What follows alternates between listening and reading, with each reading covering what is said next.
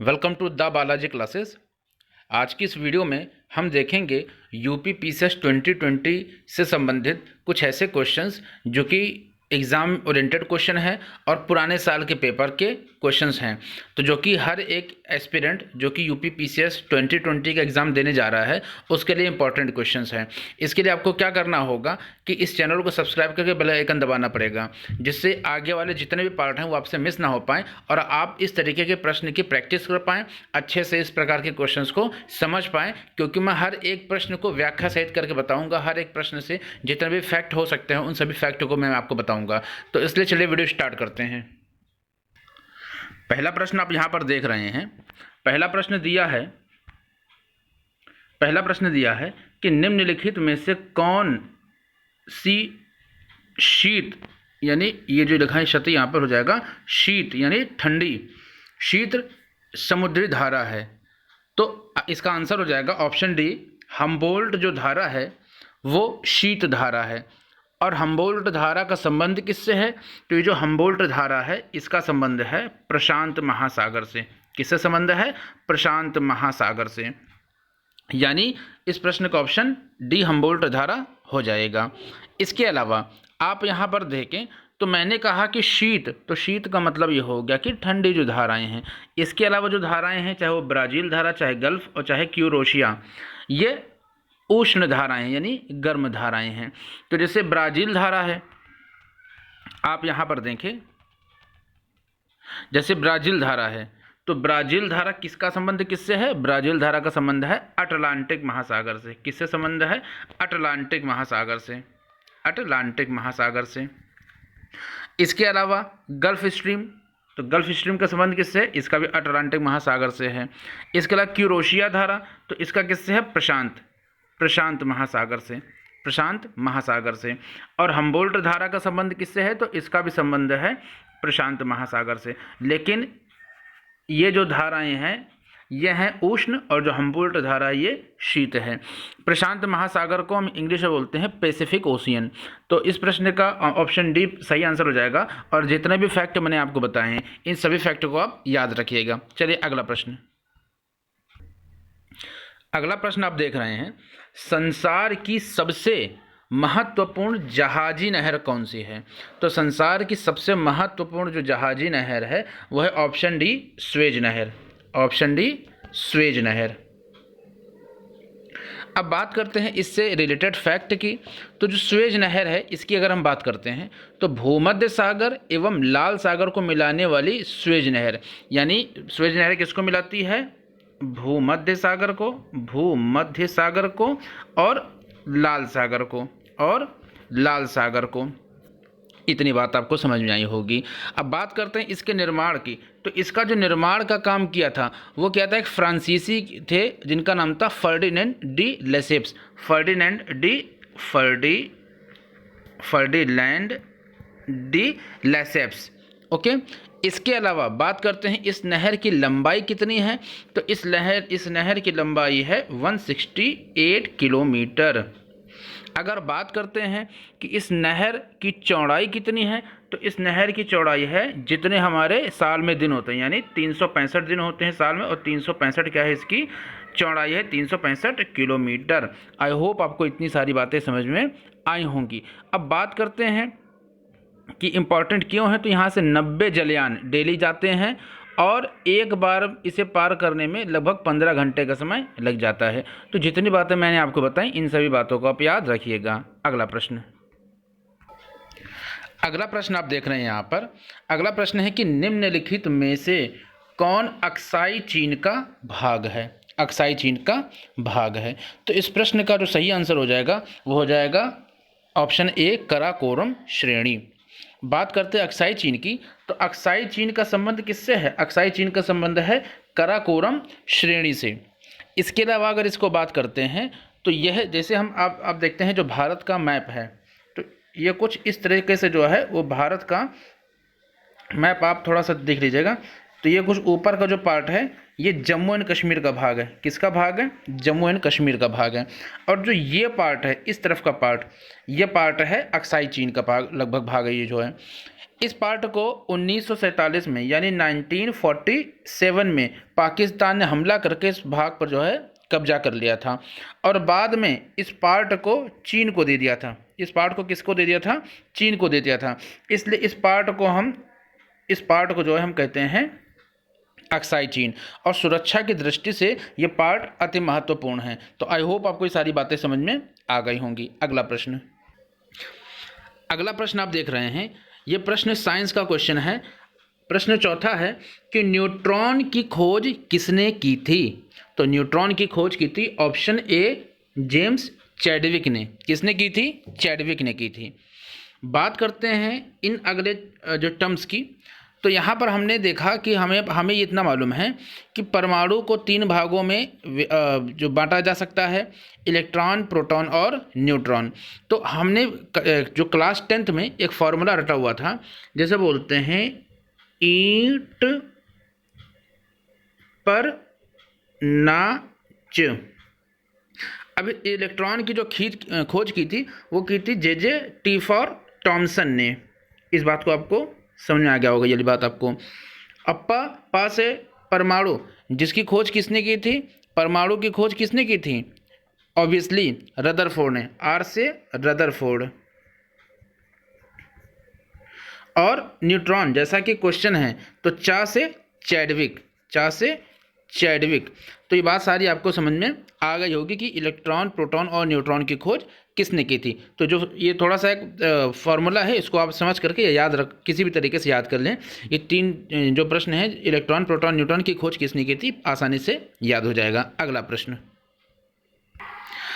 प्रश्न है, आप यहाँ पर देख रहे हैं कि वायुमंडल की आपेक्षिक आर्द्रता मापी जाती है।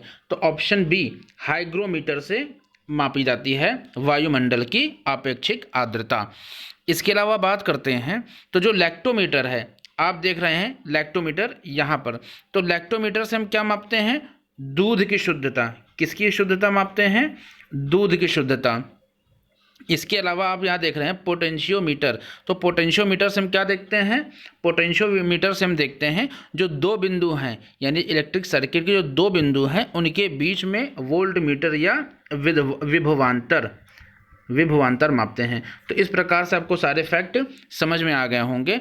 और ये प्रश्न क्या था कि वायुमंडल की आपेक्षिक आर्द्रता मापी जाती है, तो ऑप्शन बी हाइग्रोमीटर से।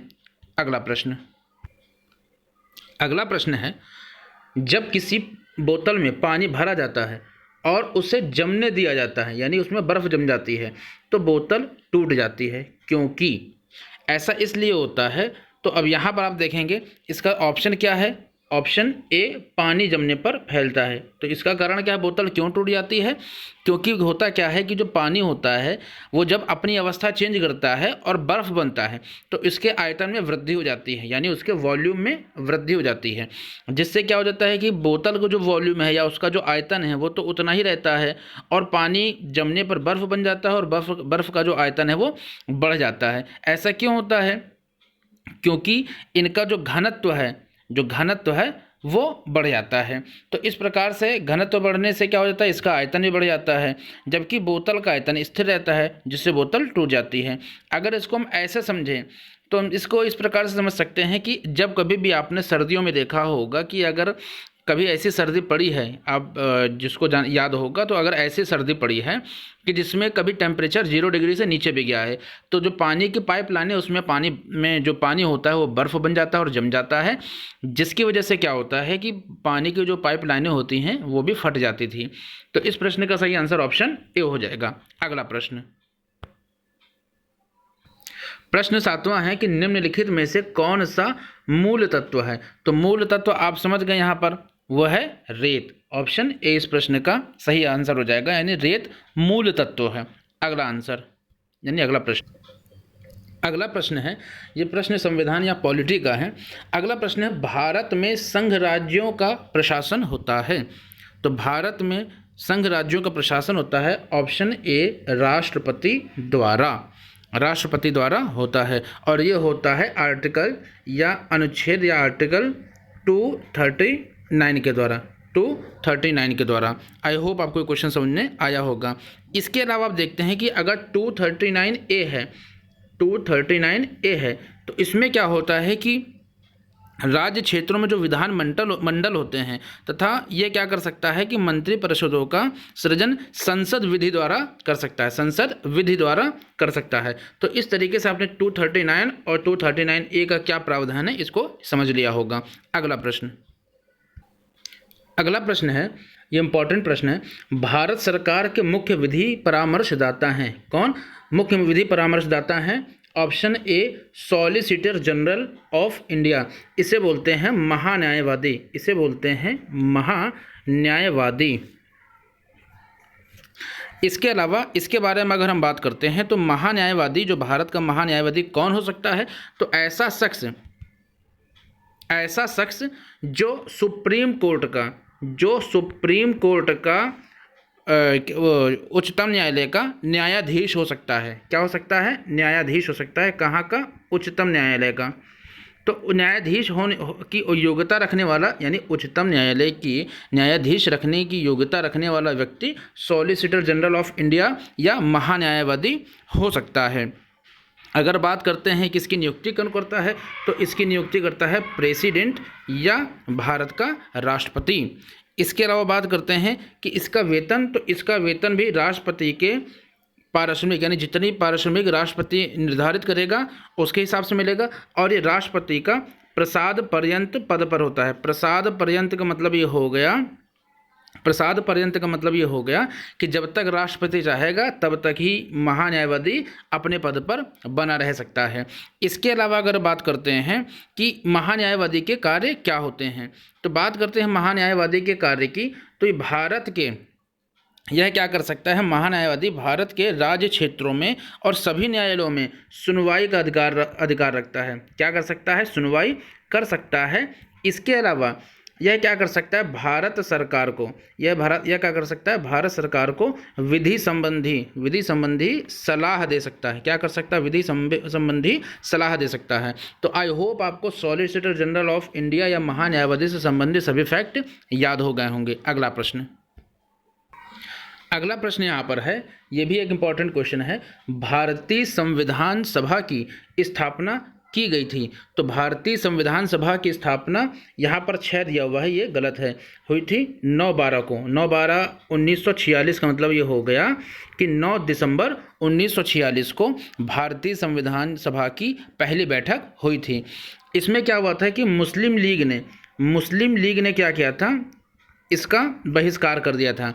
यानी मुस्लिम लीग ने संविधान सभा की बैठक का बहिष्कार कर दिया गया था। और इसी दिन सच्चिदानंद सिन्हा को संविधान सभा का अस्थायी सदस्य नियुक्त किया गया था। किसको नियुक्त किया गया था? सच्चिदानंद सिन्हा को, क्योंकि यही उस समय के सबसे बुजुर्ग व्यक्ति थे, इसलिए सच्चिदानंद सिन्हा को अस्थायी सदस्य या अस्थायी अध्यक्ष नियुक्त किया गया था। बात करते हैं सच्चिदानंद सिन्हा को अगर अस्थायी अध्यक्ष नियुक्त किया था तो इसका मतलब होगा कि कोई स्थायी अध्यक्ष रहा होगा। तो स्थायी अध्यक्ष हमारे भारत के प्रथम राष्ट्रपति, जिनका नाम था राजेंद्र प्रसाद। तो राजेंद्र प्रसाद को संविधान सभा का पहला स्थायी अध्यक्ष नियुक्त किया गया था। इसके अलावा बात करते हैं तो कब किया गया था राजेंद्र प्रसाद को? तो वो किया गया था 11/12/1946 को, यानी 11 दिसंबर 1946 को राजेंद्र प्रसाद को संविधान सभा के स्थायी अध्यक्ष के रूप में निर्वाचित किया गया था। तो इस प्रश्न का सही आंसर हो जाएगा ऑप्शन बी, 9 दिसंबर। यहाँ 6 की जगह कर देंगे हम 9 दिसंबर 1946। आई होप आपको इससे रिलेटेड सारे फैक्ट समझ में आ गए होंगे। अगला प्रश्न है यहाँ पर कि भारतीय संविधान सभा की प्रारूप समिति के अध्यक्ष कौन थे? तो इस प्रश्न का ऑप्शन सी सही हो जाएगा। डॉक्टर BR अम्बेडकर, यानी भीमराव अम्बेडकर प्रारूप समिति के अध्यक्ष थे। अब यहाँ पर कुछ ऐसे फैक्ट हैं जिसको आपको समझना बहुत ज़रूरी है। जैसे हमारा जो संविधान है इसका प्रारूप किसने तैयार किया था? तो इसका प्रारूप तैयार